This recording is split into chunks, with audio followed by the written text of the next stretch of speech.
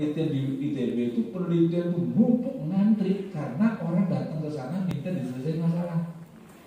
Misalnya dari Telkom, dari PT Inti, dari PAL, dari Garuda, sampai dulu manajer tim saya itu diambil oleh Garuda untuk menyelesaikan misalnya Merpati dulu Pak Budi Hertanto, karena memang tim ini namanya tim LAPI ini menyelesaikan permasalahan sampai sekarang. Jadi kalau di ITB itu berebutnya 3, berebut jadi rektor, berebut jadi direktur LAPI, berebut jadi direktur LPM. Ini semuanya putarannya ratusan miliar.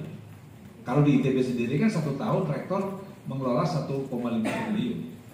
Nah kalau di LAPI gimana? Enggak, rektor ITB 1,5 triliun. Geleng-geleng kepala semua deh. Geleng-geleng apa geleng-geleng?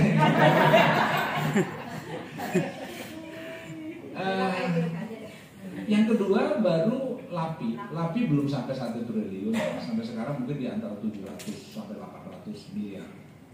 Maka dulu kan saya bilang, yuk teman-teman, tidak terlalu pusing. Dulu saya ngajar di ITB itu, orang-orang yang di ITB itu pada malas ngajar. Karena apa? Mohon maaf, gajinya kan kecil. Walaupun kami semua berebut proyek. Proyek semua hampir dosen di ITB pasti punya proyek. Dan kasarnya ini masih saya dulu dari tahun 88 sampai terakhir tahun 97 saya masih 98 udah enggak, karena saya concern di teks mako waktu itu, di industri teks mako.